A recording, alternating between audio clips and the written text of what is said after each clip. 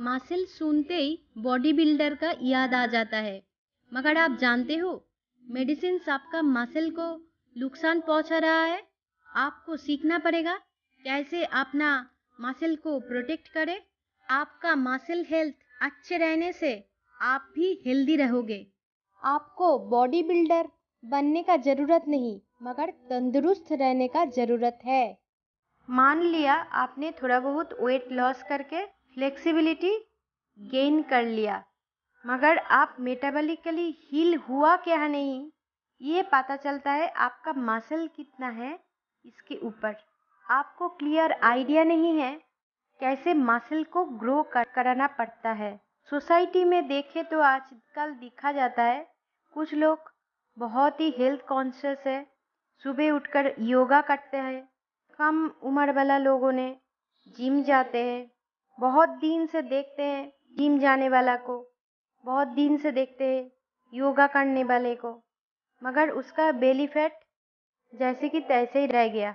ऊपर से आप इन्वेस्टिगेट करने जाओगे तो आप देख पाओगे ये लोग इतना दिन से योगा या जिम करते हुए भी मेडिसिन्स ले रहा है, टॉक्सिन्स ले रहा है। क्या फ़ायदा तब जाके इतना एक्सरसाइज करना, इतना जिम करना। 90% लोगों के अंदर सार्कोपेनिया है। सार्कोपेनिया मतलब मसल झड़ जाता है। लोगों के अंदर गलत सोच है, उम्र बढ़ने के साथ साथ मसल झड़ता है, जो बिल्कुल गलत आइडिया है। इसका कोई साइंटिफिक बेसिस भी नहीं है।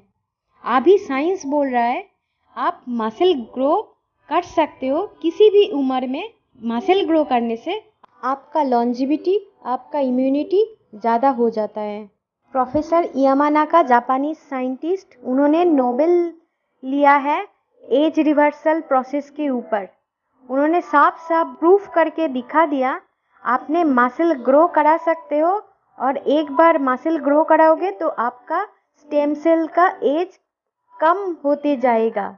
मतलब आपका उम्र 100 साल तक मिनिमम है। अपना डेक्सा स्कैन कर लोगे तो पता चल जाएगा आपका बॉडी के अंदर कितना मसल्स है, कितना फैट्स है। जब प्रतिमा बनता है तब स्ट्रॉ का एक स्ट्रक्चर बनाना पड़ता है पहले, उसके ऊपर मिट्टी का लेयर देके फिर उसको सजाते हैं। मगर वो अंदर में जो स्ट्रक्चर है स्ट्रॉ का, वो वाला नहीं रहेगा तो प्रतिमा तो ऐसे ही नहीं बन पाएगा। हेल्दी बोन्स मसल आपके अंदर नहीं रहेगा तो आपके ऊपर जितना भी फैट का लेयर्स हो ना हो, आपका लॉन्जिविटी ज़्यादा दिन नहीं है। और ज़्यादा उम्र वाला लोग जो स्किनी है उनका तो कोई परवाह ही नहीं है। इनसिक्योरिटी फीलिंग्स होता है मेडिसिन्स नहीं लेने से, मगर ज़रूरत है न्यूट्रिएंट्स का, सप्लीमेंट्स का, और ये टॉक्सिन्स को जीवन से, ज़िंदगी से दूर करने का। ये करना चाहते हो तो आप लोग मेरा वीडियो फॉलो करते रहिए। हिम्मत करके अपना लाइफ में इम्प्लीमेंट कीजिए, और कोई कॉम्प्लिकेशंस आए तो ईमेल करके डिस्कस कर लीजिए, और ये साइंस पे स्टिक रहिए। कैसे मसल को प्रोटेक्ट किया जाए इसी पॉइंट्स लेकर डिस्कस करते हैं। फर्स्ट है डाइट, न्यूट्रिएंट्स। आप कितना न्यूट्रिएंट्स डाल रहे हो, रॉ मटेरियल आप क्या दे रहे हो, इसके ऊपर डिपेंड करता है अपना मसल ग्रोथ। दूसरा, आपने एक्सरसाइज किया तो वो जो न्यूट्रिएंट आप डाल रहे हो उसको यूटिलाइजेशन होता है। तीसरा, आप जब यूटिलाइजेशन करने जा रहे हो, कुछ एंजाइम्स, कुछ हार्मोन्स, कुछ न्यूरोट्रांसमीटर्स एक रोल प्ले करता है उसी न्यूट्रिएंट्स को मसल के अंदर घुसाने के लिए। ये जब ठीक से काम नहीं कर पाता है तो आप बाहर से जितना भी न्यूट्रिएंट डालते जाओ, जितना भी एक्सरसाइज करके मसल खाली करके रखो, तो भी वो न्यूट्रिएंट्स ब्लड से मसल के अंदर पहुंचता नहीं है, सारे बेकार, इन वेन हो जाता है आपका कोशिश। हाँ, एक्सरसाइज ज़रूरी है। भरा हुआ ग्लास में आप ऊपर से पानी डालोगे वो तो ओवरफ्लो हो जाता है, मगर जब ग्लास के अंदर थोड़ा बहुत स्पेस रहता है तो पानी भर जाता है। ऐसे ही आप एक्सरसाइज करके मसल ग्लाइकोजन को डिप्लीट करोगे, मसल ग्लाइकोजन को थोड़ा हीट एनर्जी में ट्रांसफ़र करोगे, मसल खाली करोगे तो न्यूट्रिएंट्स मसल के अंदर घुसता है। तो एक्सरसाइज ज़रूरी है, मगर कब नहीं घुसेगा? जब आपका इंसुलिन हाई है, आपका मेटाबॉलिक की है इंसुलिन।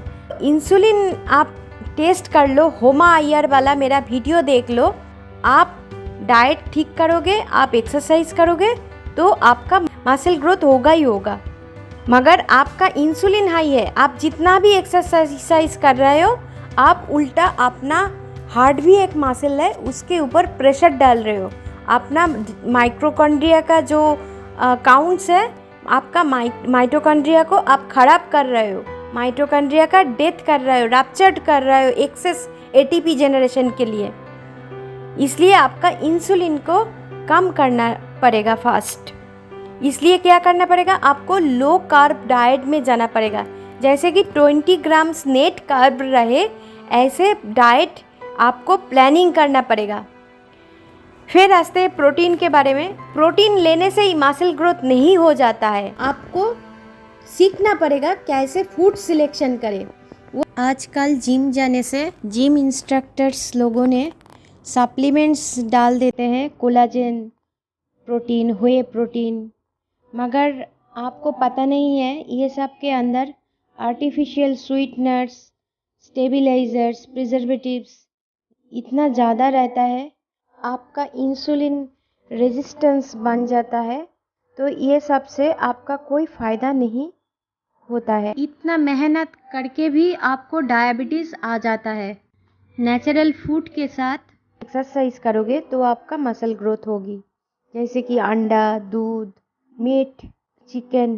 और चिकन जो होता है वो स्किन के साथ कंज्यूम करना पड़ेगा, नहीं तो फैट्स नहीं मिलेगा। सिर्फ वो प्रोटीन खाने से ग्लूकोज जैसा ही इफेक्ट मिलेगा। इसलिए चिकन मेरा पसंद नहीं है। बहुत सारे फिश मिलता है, मगर कुकिंग मेथड ठीक रखना पड़ेगा। ऑयल डाल के ये सब high protein, high quality food आप पकाओगे तो उसका कोई बेनिफिट आप नहीं ले पाओगे। प्रॉन्स है, ये सारे नारियल, नेचुरल फूड को यूज़ करो और डाइजेशन ठीक से कर लो तो आपका मसल ग्रोथ होगी। अपना डैमेज्ड सेल को रिपेयर करने के लिए 15 डेज़ में एक बार 24 आवर्स फास्टिंग एटलीस्ट कर लो, बॉडी को थोड़ा टाइम मिले डीएनए का रिपेयर के लिए। और एक्सरसाइज करने से जो ग्लाइकोजन झटता है उसके साथ साथ इलेक्ट्रोलाइट्स झट जाता है। तो हाँ, सप्लीमेंट आपको चाहिए। कौन सा सप्लीमेंट्स?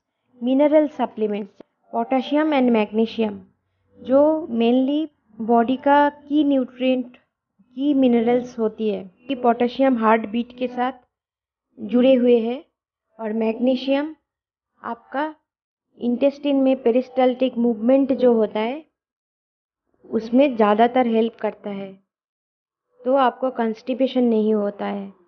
एक्सरसाइज करना, फिर लो कार्ब डाइट करना, ये सब से फैट सॉल्युबल विटामिन्स को जो स्टोर्स है वो थोड़ा बहुत बॉडी से निकल जाता है। पोटेशियम एंड मैग्नीशियम जो कि इलेक्ट्रोलाइट है, इसके साथ साथ फैट सॉल्युबल विटामिन्स यानी कि विटामिन ए, डी, ई और K2 का सप्लीमेंट लेने से आपका मसल का पूरी तरह से प्रोटेक्शन मिल जाता है। मगर क्या लेंगे, किस फॉर्म में लेंगे सप्लीमेंट्स?